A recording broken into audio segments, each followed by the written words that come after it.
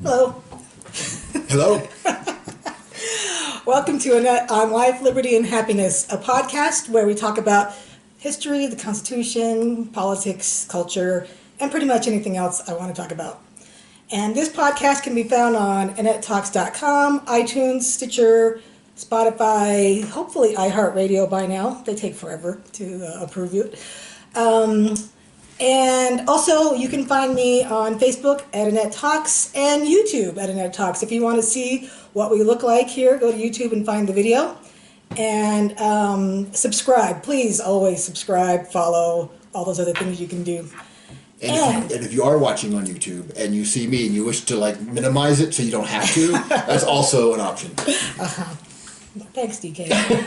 All right, so as you can see, I am joined again by my good friend and Constitution expert, Mr. DK Williams. Glad to be back, Annette. Thank you very much. Say a lot of nothing. So Yep. I am pretty much letting you run this because this is your... But first of all, tell us where we can find you. Yeah, awesome. I do a podcast called The Law with DK Williams.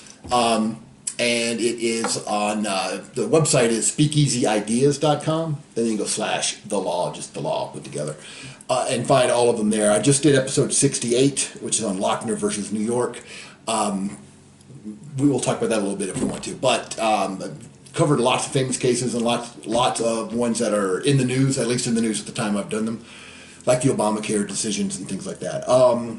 And on Twitter, follow me on Twitter. That is at TheLawDKW. And it's Facebook.com/TheLaw with DK Williams. And and so today, one of the things that I like to talk about is how the federal government has grown so large when originally it was supposed to be limited powers, right? Right. And so I gave a presentation at Liberty in the Rocks last week. And it was called How the Federal... I'll just look over here. How the federal government usurped almost all of its authority. Right. Exactly. So in other words, it took it from the states Correct. or other places. Or individuals, yeah. Yeah.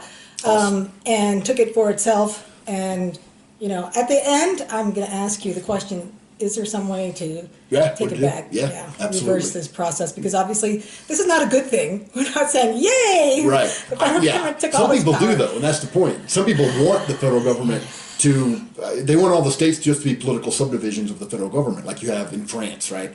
Or Canada. They've got the country divvied up, but they're just administrative portions of the federal government.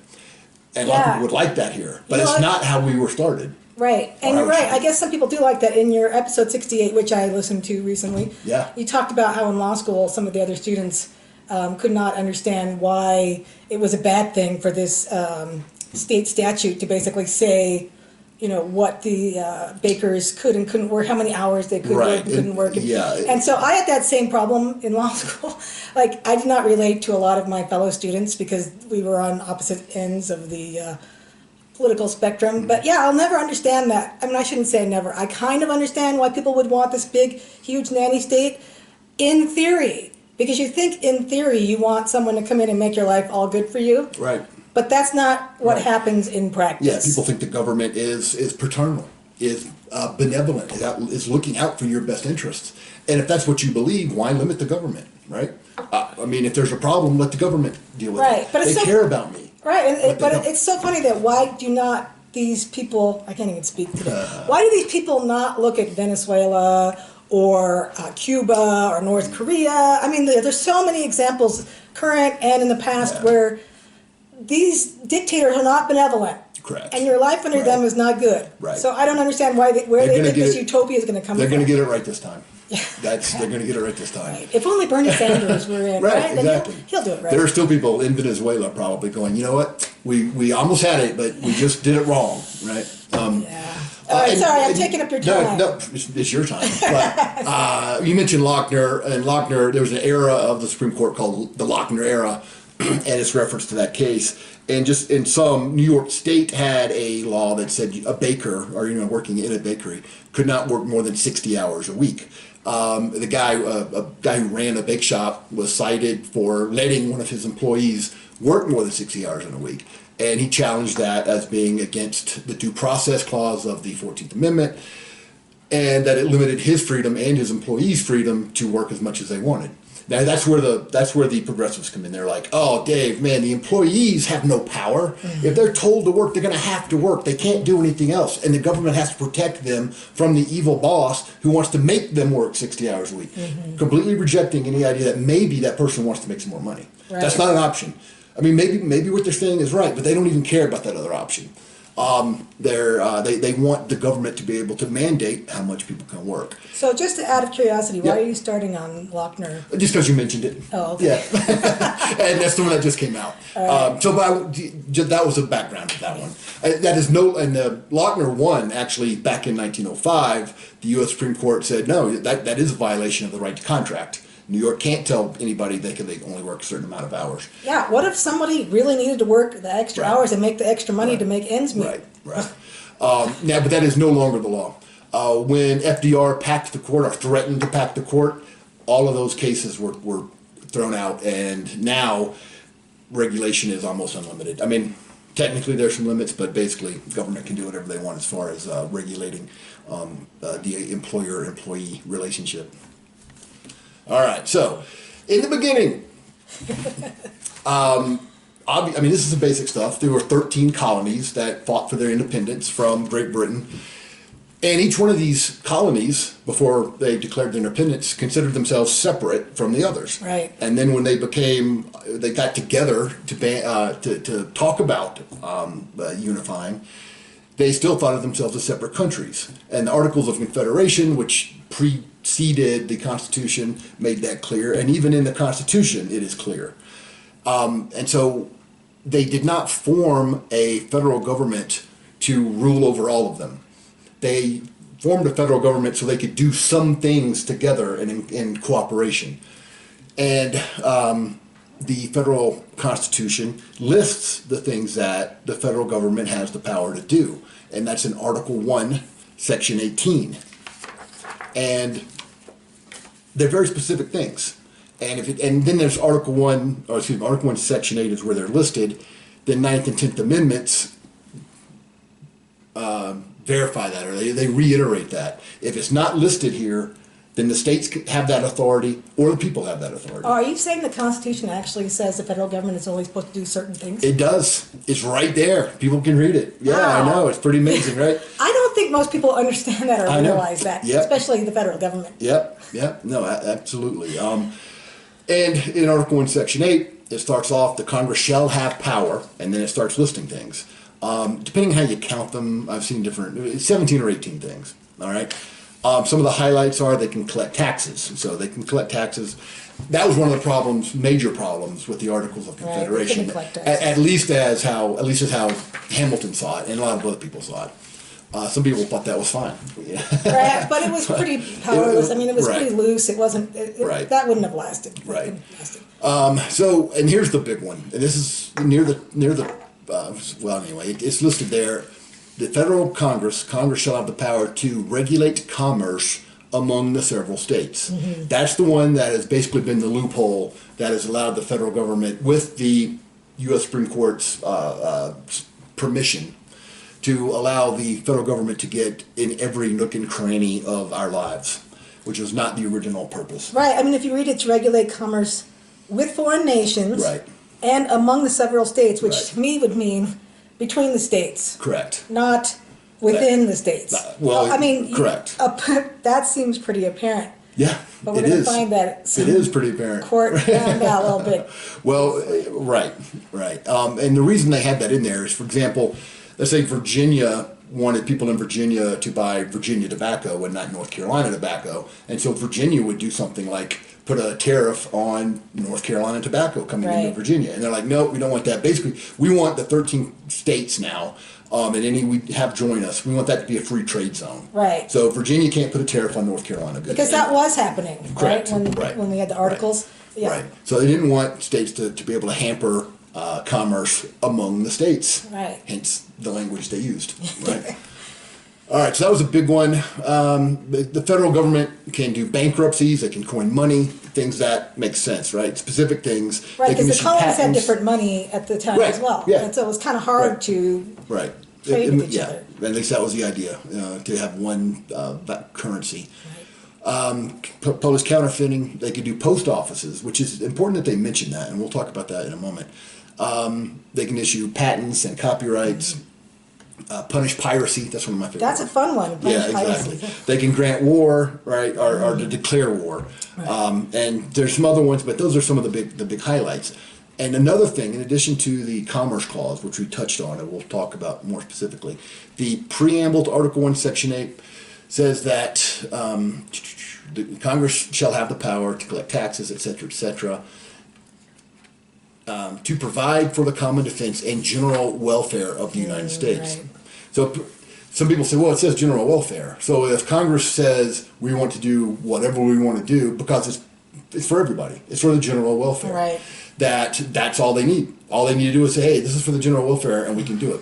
Well, that is no limitation at all. Not at all. That's no limitation at all. And what this says is, and if you read the Federalist, what it means is that you can do these 18 things and the things that are necessary to make those things happen, because these things are the things that are for the general welfare from the federal government. Because why would you, I mean, this is just basic logic, why would you enumerate these powers if you're then going to just say, but for the general welfare, you can do anything? Right. It doesn't make any sense. Right. It's like if you gave a laundry list, well, a grocery list to your kids and said, here's the 18 things I want you to buy.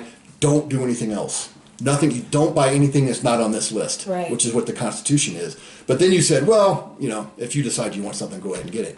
Yeah, because then all of a sudden they can buy then your list, whatever the heck they want. Right, exactly. Gosh, right. There's no longer a limiting factor. It's the general welfare thing now becomes an open-ended checkbook for them to come home with a cart full of Reese's Pieces, right? Yeah. And you told them first not to buy anything Reese's that wasn't Pieces on the list. I don't need to.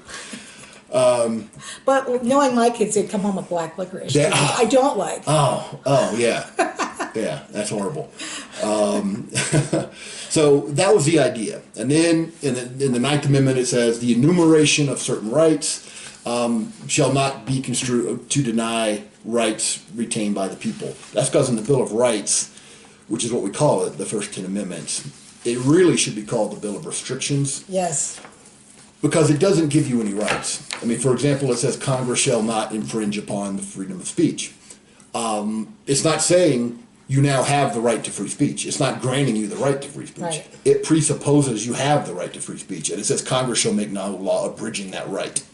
So it's not giving you rights. What it's doing is it's restricting the federal government from infringing on those rights. Yeah, I don't think that most people or a lot of people understand the whole concept of the Constitution and the fact that our founders said basically we have natural rights, God-given rights. Basically, we already have all of these rights. Correct. And so you can't take those away. But what we're going to do is we're going to write this Constitution that basically says we know that governments like to take away what we already consider to be our natural rights. So we're going to put in writing the things that we're most concerned about. Right. And so if you look at, the First Amendment, they put all the most important rights at the beginning that we thought, these are the things that we need to make sure we don't lose, because if we lose these, we're going to lose all the other ones. Because then, guess what? A Second Amendment, the right to bear arms to guarantee that we won't lose the First Amendment rights, speech, religion, press, assembly, and then what was the other one? There's a fifth one. All of those. Yeah. All of those.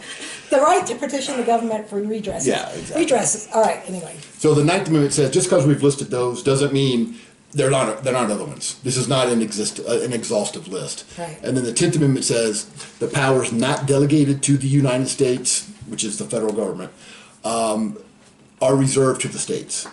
And so in other words, okay, we listed out all the things. It's called an enumerated list of things that the federal government is supposed to do. Or is allowed to do. Right. Allowed to do. Right. They don't have to.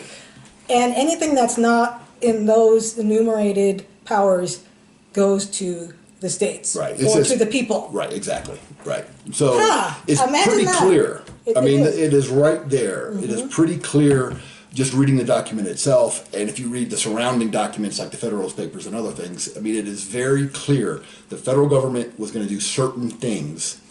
And that's it. And that's it. Correct. No. And I don't think most people realize that, honestly, or else we wouldn't be where we're at right now. No. Or they just don't care and they want it the other way. Yeah, they want to ignore it. A lot of people want Yes. they want the federal government to have all this power and don't care about the Constitution. It's a roadblock to the imposition of what they want to happen. Right. That's something, would be really cool to see in the presidential debates. Mm-hmm. Someone actually ask questions about, so what do you think about the Constitution? Do you intend to uphold it? And let's give you a couple of questions about what does it mean to you? What does the 10th Amendment mean to you? Right. It would be really interesting here, instead of, how much free stuff would you give to all the Right. people? Because that seems to be the most questions that we get right now. And I've got a couple examples, I'll mention them now, that when George W. Bush signed the McCain-Feingold Act, he had a signing statement with it, and he says, I have doubts about the constitutionality of this document, of this statute, but I'm going to let the courts worry about it. I mean, he said it in more polite words, but that was the gist of it. I have doubts about this being constitutional, I'm going to let the courts worry about it. That's an abdication of his responsibility. Yeah. All three branches are supposed to be concerned about constitutional authority and what they can and cannot do. And then the other example of that is when Obamacare was being debated, the Affordable Care Act, a reporter asked Nancy Pelosi exactly what you're talking about. What part of the Constitution authorizes Congress to make people buy health insurance? And what did she say? Are you serious? Yeah, well, she laughed and said, are you serious? Are you serious? As if, why are you bringing up that dusty old document like it has anything to do with us? Exactly, right. And that's the common result. It is. And their main argument on that was, and I did a podcast about this, was the Commerce Clause, like we were talking about. And they could do that, it's based on a Supreme Court decision that we'll get to, Wickard versus Filbert. I was just thinking that instead of MAGA, we should have MCMA. Okay, it doesn't have the same. What would that stand for? Make the Constitution matter. Again. Yeah, that's good. Absolutely, absolutely. All right, so that's the basic idea, and then it didn't take long before that limited power concept started to be ignored. Yeah. McCullough versus Maryland, which is 1819. Decision by the U.S. Supreme Court, famous case, and we all learned it in law school. Yeah, it's episode 3 of the law with D.K. Williams, and in that case, Congress chartered a bank, and Maryland had their own banks, and they didn't like the federal bank, and so they tried to tax in essence, tax the second bank of the United States. That's what it was, out of existence, and the Maryland, it eventually got in the courts, and Maryland was like, first, you don't have the constitutional authority to make a bank, right? Because it's not listed. Banks are not listed among the things, 17 or 18 things listed. And if you do, then we can tax it, and because we also have the power to tax. Well, so the big part of that is, at least from this purposes of this discussion, is if a bank is not one of the things listed in Article 1, Section 8, how can Congress have the authority to make a bank? Right. And what I like to point out is post offices were listed. Yeah.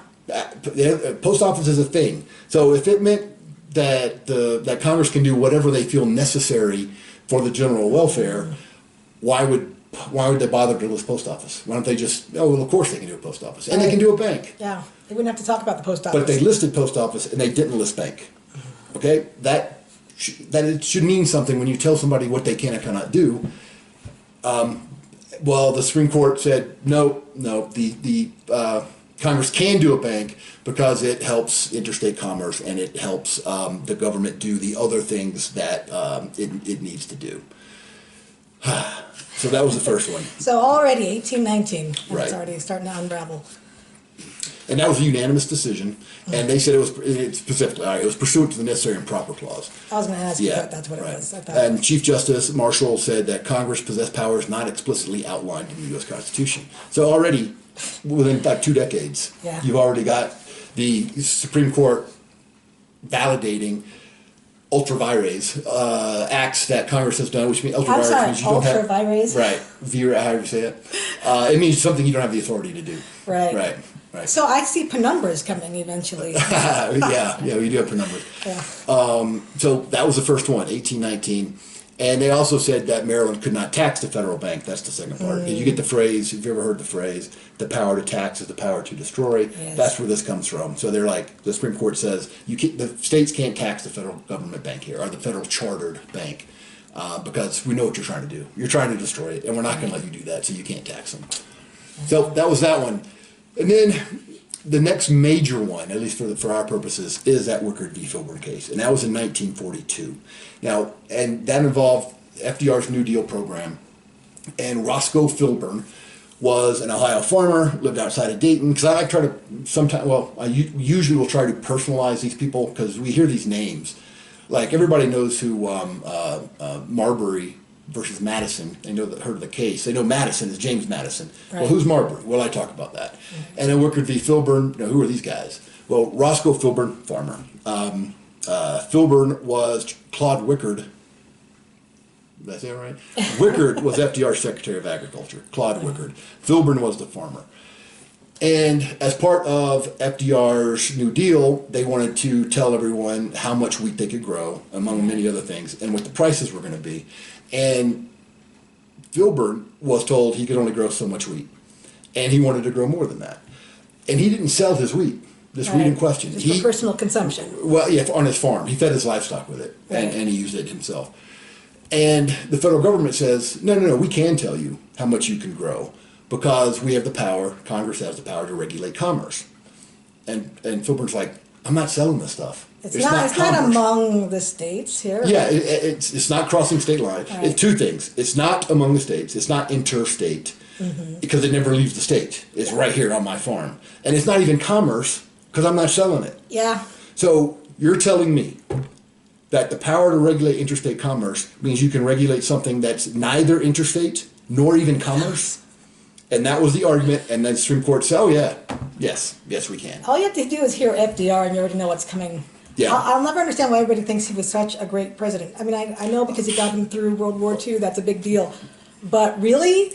Well, because people love this idea that the federal government, a lot of people love the idea that the federal government is going to take care of you. Right. And they need to be able to tell farmers how much wheat they can grow. What are they going to do? Make their own decision on that? You can't grow your own. You can't grow anything without knowing how much you're allowed to grow by Fed. Right. Federal government.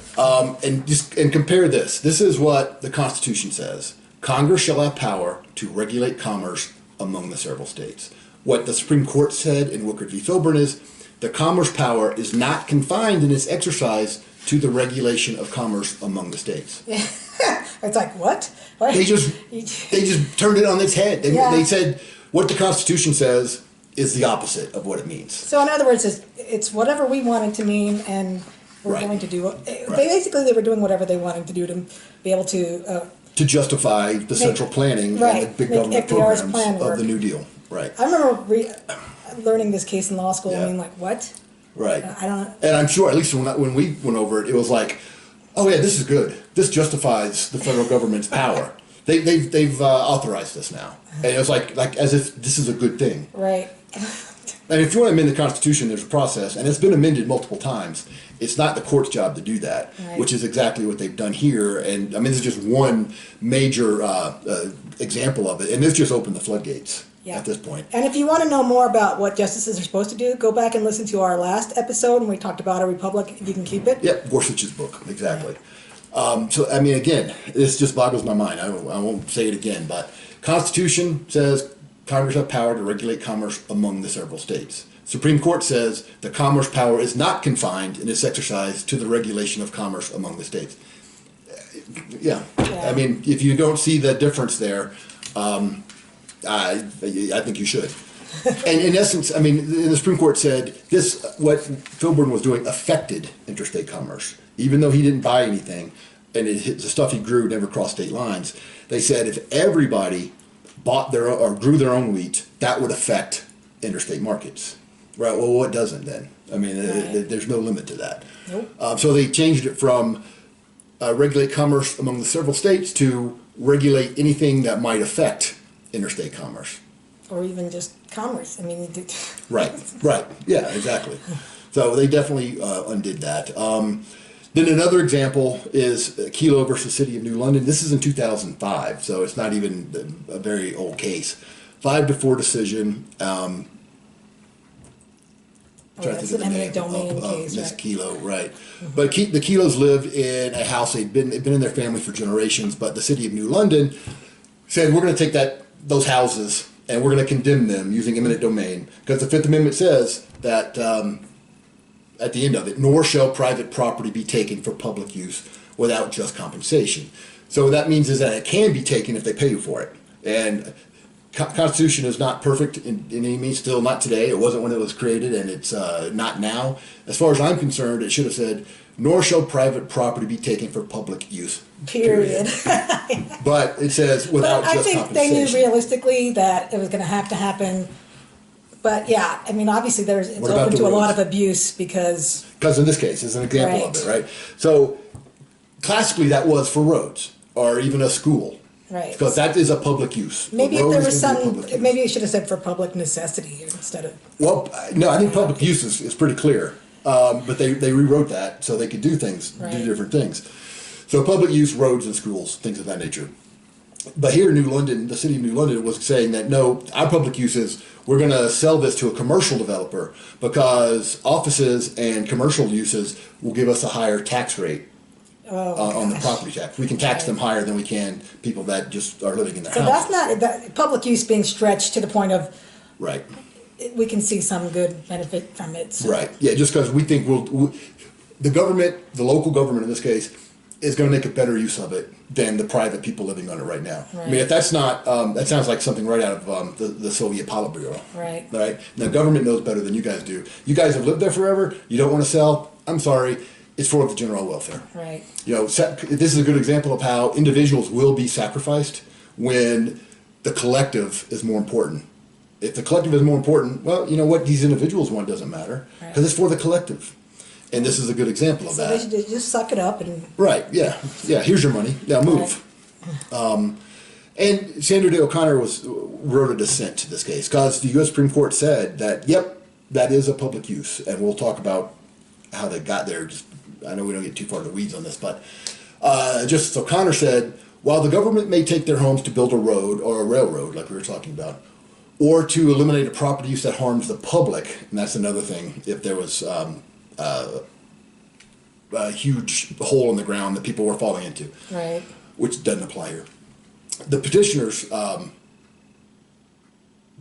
agree with that part, but it cannot take away their property for the private use of other owners. The government cannot take away their property for the private use of other owners simply because the new owners may make more productive use of the property. Right. That's the dissent, because the majority said that they can. And again, who's going to decide what's more productive? The government. Anybody see a problem with that? I'm glad O'Connor got it right, even if she did. And there were four dissenters. Yeah. And one more thing. So she basically said, and I'm going to quote her in her dissent. She says, "What the majority has done is effectively to delete the words for public use from the takings clause of the Fifth Amendment." So they deleted it. They took a red pencil or pen and deleted that part for public use. Right. So now the government can take private property as long as they pay for it.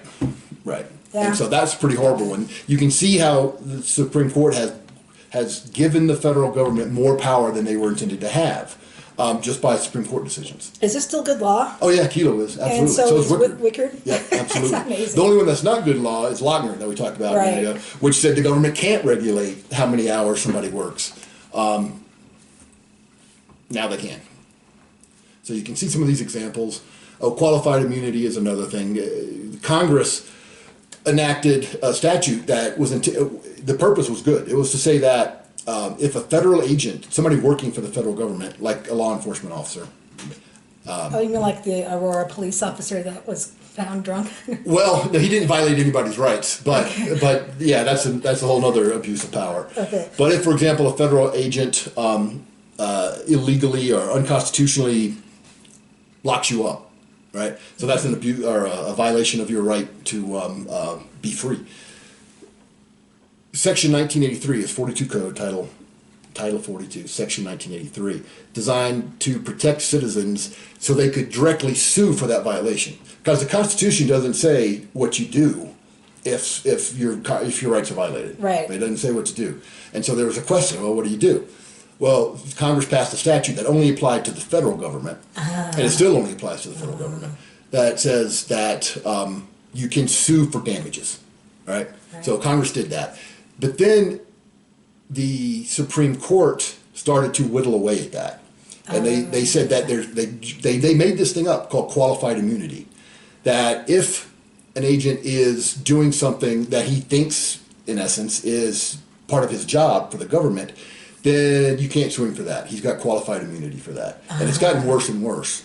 So now you can't sue an agent of the government unless they had reason to believe what they were doing was unconstitutional. And it's absurd because basically it says, unless some other judge has already said you can't do this, then you can't be sued for it because you didn't know that. I mean, it's absurd. And David Fritsch, who writes for the National Review, who's not a pot-smoking hippie, right? He hates this. He hates what it has become. And he wrote in an article in National Review, September of 18, called In Qualified Immunity, appropriately enough, that it was not designed to protect the vigorous exercise of official authority, which is what the Supreme Court said in one of their Supreme Court cases, that we need to allow the vigorous exercise of official authority. Talking about dystopia, right? You know, where the government says, no, we want to have the official authority exercise their authority vigorously.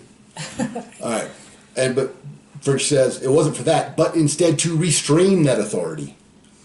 Judges have defied Congress. They've granted lawless officials countless free passes for unconstitutional behavior. So that's David Fringe talking about it, and it's another example of how the federal government, at least, has gotten way more power than they were intended to have. There was a Supreme Court case later that applied the same idea to state officials, which we talked about, but another issue. And then in 2013, this was Alito, who's sometimes is okay. I'm not making this up. Again, it's a 5-4 decision, but said that the Fifth Amendment's privilege against self-incrimination, that's the part that says that you can't be made to testify against yourself. You don't have to speak, basically. That privilege against self-incrimination, which is really a right not to speak, does not extend to defendants who simply decide to remain mute during questioning. See, I was surprised when I saw this because I thought that it did. I didn't realize that was taken away. I mean, you see all the time on TV when they say I'm invoking my Fifth Amendment. Well, that's what they said. If you have to say it. You have to actually say that? Right. Oh, that's so silly. Right, you have to say it. That's so dumb. Because in this case, and I did a podcast on this one too, because I think it's important. There was a guy who was a person of interest in a shotgun murder, right? And it turned out he did it. But before we get to that point, the police are investigating the double shotgun murder. And the guy who they think did it, they're interviewing, and that's his first mistake. Don't talk to the police. Yeah, they can never help you. Yeah. And don't worry about we get drilled into our head that, if you got nothing to hide, you should let the police into your house. You should tell them whatever you want to do. No. I think that's because there are so many cop shows. Yeah. And it's all, we're always seeing it from the vantage point of the police or the DAs. And so we're kind of been brainwashed a little bit to think that they're always the good guys and that the defendant is always the bad guy because that's what we always see. The story is the same always. They come and they arrest the bad guy and they put him in jail. Right. And so you almost never see the innocent person. We talked about Richard Jewell. Yeah, go back and listen to Richard Jewell episode if you haven't yet. But and if you haven't watched Making a Murderer, Netflix documentary, watch that also. That's another one. Yeah. Have you seen that one? No, I have not. Okay, all right.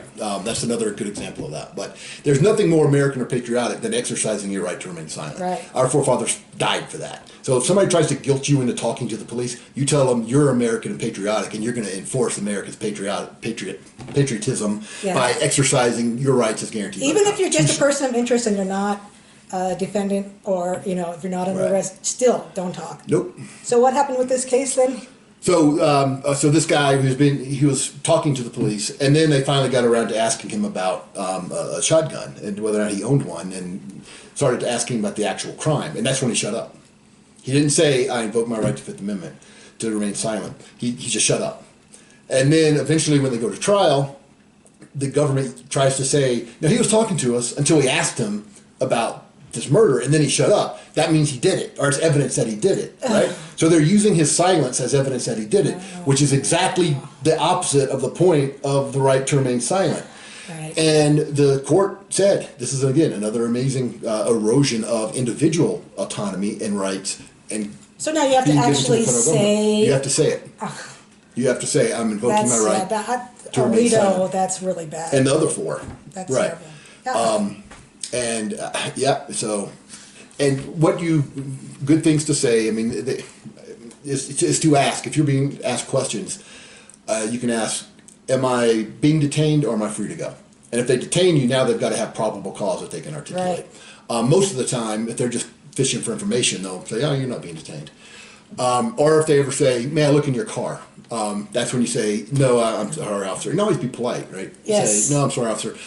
I just don't allow searches without a warrant. I'm an American, and I just feel very strongly about this. Yeah. Or whatever. You're not required to let the police into your house. Don't ever give permission. Or into the trunk of your car, any of that, unless they have probable cause and you're under arrest. Right, exactly. And if you do, then you've waived all your rights. If you give them permission, well, they don't need probable cause or anything else. Right.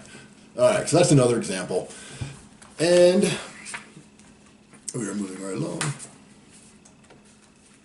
Oh, yeah, we already talked about the signing.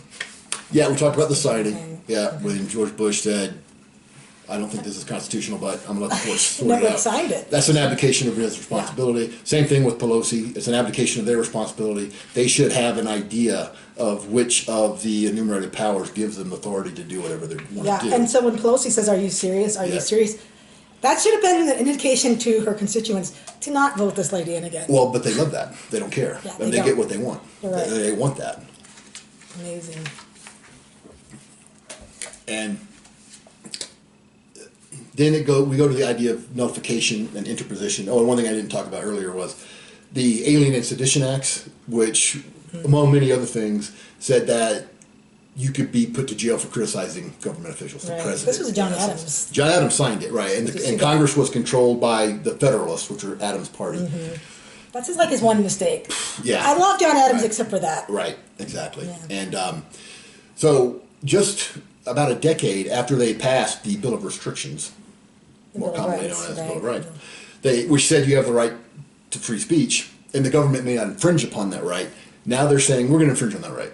Yeah. Just a couple, less than 2 decades later, a lot of the same people were involved in this, and Jefferson and Madison very much opposed this. They were not Federalists, and they each wrote one. One was the Virginia Resolution, and one was the Kentucky Resolution of 1798. Basically, and they were passed by Kentucky and by Virginia. And basically, what it said was, we're not going to help you guys enforce this Alien and Sedition Act because it's clearly unconstitutional. And I don't care what you guys, Kentucky, for example, say. I don't care what Congress says. They might say it's constitutional. Yeah, it's not. And I don't care what the Supreme Court says. It's not. It's not constitutional. Therefore, we are going to nullify that statute. And, of course, they were right. It wasn't constitutional. And when Jefferson eventually beat Adams, in part because of this type of argument, he let everybody out that had been convicted of that, and if they had to pay a fine or whatever, he gave it back to them. So the Supreme Court never ruled on that, but hopefully they would have gotten that one right. Yeah, I think. And that makes me wonder why more states don't do that now. Right, because it's racist. I would say a lot of it is because of money too, because you don't want to lose federal funds. Correct. I think most states go along with so much because they want. Yeah, again, that's a voluntary thing. So if you take money and there's strings attached, well, you're tied up by those strings. Yes. So, and it's a separate issue than this. And a lot of these same people that mock the whole idea behind Lochner that somebody should have the freedom to decide how much they want to work. And I get it. It's because they might be exploited by the government or by evil capitalists. I get that. And so they say stuff like this, like notification is a dangerous idea. That's like it's going to lead to anarchy, right? Well, Thomas Jefferson and Madison came up with the idea because the government wanted to put people in jail for criticizing them. That's definitely the correct moral thing to do. Right. You've got, there's several examples of it, the fugitive slave laws. They were passed by Congress and upheld by the U.S. Supreme Court, where if an alleged slave made it to a free state, if somebody says, hey, I'm his owner, or I work for his owner, I'm chasing him down, that's our slave, the people there in that state, according to the the Fugitive Slave Act, had to turn this guy over. No process whatsoever. Just one guy says, that's my slave. Had to send him back. And there were states that refused to do that. There were states that actively stopped the enforcement of that law. That is notification. That is interposition, which is a word that Madison used. And we can talk about the differences, but you get the basic idea. And Korematsu versus the United States. Oh, yeah. Have a podcast about that one as well. That's when FDR decided to round up all the Americans of Japanese descent and put them in internment camps. Yeah. Right? And the Supreme Court said that was okay. That's amazing. Right? Really. So nullification is not some racist, rampant anarchy idea. It is about enforcing the Constitution from the state's perspective. And the states are the ones that put the Constitution together. And when the legislative branch passes something that's unconstitutional, where the executive says, well, I think it's unconstitutional, I'm going to sign it anyway, and then eventually if it gets to the U.S. Supreme Court and they go, yeah, this is constitutional, well, there's still one more place, and that's the states. And the states can say, no, it's not. It's not. Korematsu is not constitutional. We're not going to help you round up people of Japanese descent just because you said we should. We're not going to turn these slaves over just because you said we should. We're not going to arrest people because they've criticized the president. To me, the way that has become vilified by certain people that love the federal government is they've completely twisted it around. Mm-hmm. To me, it is a major way to stop tyranny. It's not a way to create it. Right. Right. So.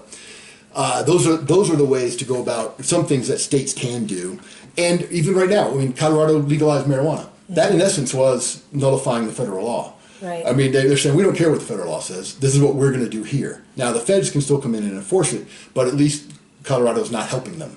At least they're not supposed to be helping them, right. And that's become more and more of a thing. So, and the sanctuary cities, where more progressive cities will go like, we're not going to help the federal government detain these people. We're not going to turn them over. Mm-hmm. So that's another example of nullification right now. And there are some Second Amendment sanctuary cities now where some counties are like saying, we're not going to help the feds. Right. Oh, there's several counties in Colorado, for example. There are? Right. Oh, yeah. I didn't know so, and that's nothing wrong with that. Now, could it create problems? Sure. But what we have right now creates more problems. Right. Now, individuals do have the ability to enforce their own conscience, subject to whatever punishment they might have. Mm-hmm. And so another idea is jury nullification. And if you are picked on a jury, and once you get back in that jury room, if you feel that the law is unconstitutional or just unjust, you have the ability, the right to vote not to convict, even if he actually broke what the law says. Even if he actually did what the law says you can't do this, he did it. If you think that law is unjust, you have the right and the authority to vote to not convict. Now, you're going to be told you don't. The judge is going to tell you you don't. The DA is going to tell you you have to follow whatever the judge tells you. You don't. Because what are they going to do about it? Nothing. Right. There's nothing they can do about it. So, that's not a crazy idea that just was made up by Lavoy Finscom or whoever. This has been going around since the Constitution was formed and before that. So, and some states have discussed telling jurors that if you think that, like New Hampshire, the 3-state project going on, right? But you have that ability. It's happened, and so just keep that in mind. And again, then you get a lot of people saying, "Oh my goodness, you're going to have anarchy then. People are going to be freeing rapists and murderers." Well, people have very little faith in individuals if they think they're going to use this concept to do that. Yeah, I can't imagine that being exactly. Those are not unjust laws, purpose. Right? Right. No. But if you have a firearm whose barrel is 1/8 of an inch too short, okay? That's a good time to... Right. So that's an example of when you might want to do it. There's no victim in that case. The mere possession of that firearm isn't hurting anyone. Right. Right? So that's an example. You wouldn't have to do that, but one might reasonably do that.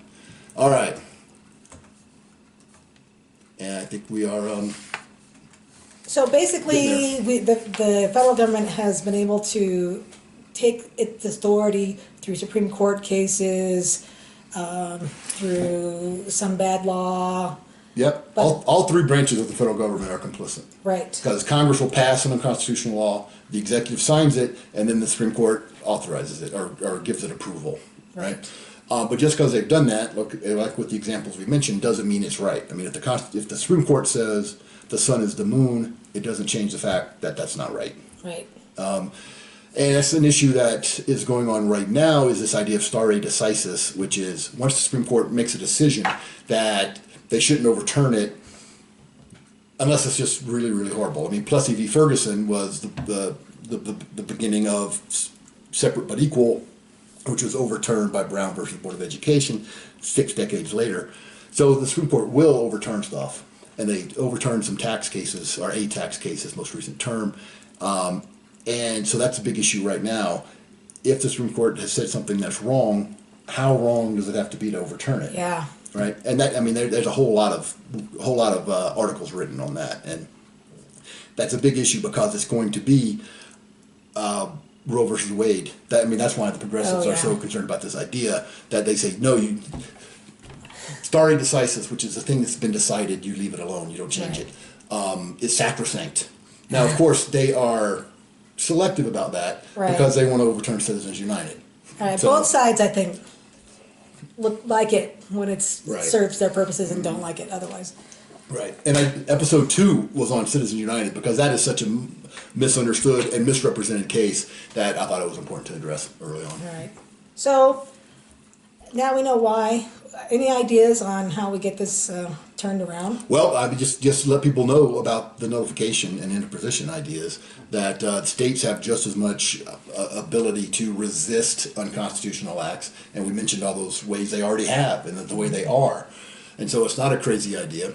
And the reason that a lot of people will turn it around and go, "Oh, you believe in states' rights, therefore that's why the Confederacy existed. Therefore, you're racist." I mean, that's where it goes. Yeah.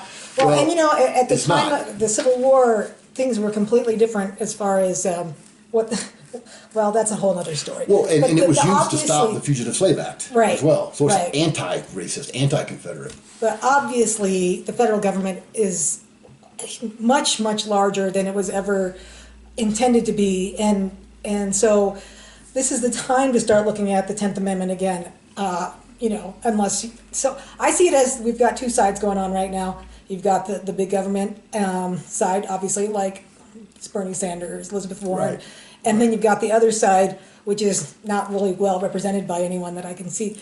But as far as let's have more localized authority, more localized power, the smaller the government, the closer to the people, the better. And so it's time to figure out, for those of us who want to maintain our liberties, to try and turn that back around. And because the bigger, if you want to have to go to the federal government to know how much wheat to grow. Right. Or they're just going to tell you. Yeah, they're just going to tell you. And this isn't just a progressive issue either. And I think it's important for people to think about this. Whenever the federal government says they want to do something, ask what part of the Constitution gives them that authority. Because right now, most people just assume the federal government can do whatever they want. And that's an indictment on our educational system. Not just public education, just in general, our educational system in this country. Because people don't know our own history. No, well, even in law school, I thought when I went to law school that I was going to learn about the Constitution. Silly me! Right. I took a class called Constitutional Law, which was a 2-semester class. We spent a whole year almost in this class. We did not learn about the Constitution. You read Supreme Court cases. Yes, we read the cases. The Constitution. The cases that we just went over, we learned about. And instead of learning about what the Constitution says and what it means, we learned what the Supreme Court says that the Constitution means. Right. And so without questioning it. Even attorneys don't know really what you have to go and learn it on your own. And frankly, we were taught at the University of North Carolina, which is I'm glad I went there. It's good law school, but we had one class where it was basically the whole idea was, how can we use the Constitution to mandate equal distribution of assets for everybody? Yeah, I'm not kidding you. So it was all about being creative. How can we create? How can we do? Which is what's happened. How can we say, what new thing can we do where we can take something like interstate commerce and make it apply to things that aren't interstate or commerce? Right. How can we do that? Right. And that is unfortunate. And we need to start. First of all, everyone needs to learn the Constitution for themselves. Right. Understand that and teach your kids. And then you need to start looking at laws and politicians and saying, where does this fit? Right. Where does that attitude? How does socialism fit into the Constitution? Right.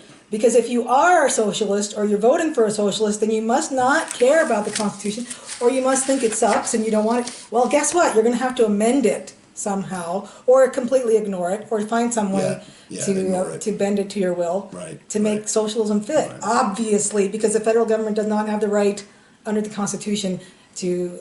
Right, they've got the authority, and that's just a quibble I have with no states and governments don't have rights. No, you're they right. have authority. Individuals have rights. Right. People, it's used that way all the time, Yeah, but I like to point out that it's better not to use it that way. Right. And talk about the non-progressive, or it's not just progressive that are doing this. Just the State of the Union, whenever that was, last week. Trump mentioned his plan. He wanted Congress to help his plan to make sure that every high school in the United States has vocational and technical education. Right. Education is not one of the things that the federal government has any legitimate authority to do. States. Exactly. Yeah. So when I see Republicans stand up and give that a standing ovation, that's why I'm neither. There were a few other. There were a lot of other things we could bring up that that were stated in that. So you're right. No, the country as a whole has moved away from this. Yes. And but there are a lot of us who are still saying, look, we don't want all the stuff. We want to get back. Just look at this, please. Let's just look at this. I mean, if you guys want to ignore it, let's just be honest. We're going to ignore it. We don't think that means anything anymore. But at least be aware of what they're doing and what, if you support something that's what you're doing, be aware of it. I mean, a lot of people think the Constitution is a document that's just exists to protect evil corporations and racism, right? And if you believe that, you want to ignore it, right? Right. And that's out there, and it's important to understand that it is out there, because when you start to say, well, that's not what the Constitution says, a lot of people are at least thinking, oh, I don't care what the Constitution says. So you have to know where the argument is coming from, right? And there's a lot of people out there that don't care what it says. They want to ignore it. They want to come up with creative ways to get around it, and it's at least point that out when that's what they're trying to do. Right. So if you're going to stand on a principle, then you need to know what that principle is, and so you need to understand what the Constitution allows. And when someone wants something that's not constitutional, call them on it, because it is still the law of the land. Right. So. Right. All right, we better wrap it up now. All right, awesome. Always a pleasure. But thank you, DK, for letting us know where our freedoms went. How the federal government got all this power. Right. Yep. And check me out on Twitter, The Law DKW, Facebook, The Law with DK Williams. And the website is speakeasyideas.com/thelaw. You'll find my podcast. And I will link to all these things in the show notes. So once again, go to AnnetteTalks.com, comment, subscribe, or if you like, going through iTunes, go to iTunes, Stitcher, all those other places, and find me there. And please feel free to send me an email at Annette@AnnetteTalks.com if you want to tell me that this show sucks, or if you have some ideas. Reach out. I'd love to hear from you. And thank you for listening to Annette on Life, Liberty, and Happiness. Beautiful.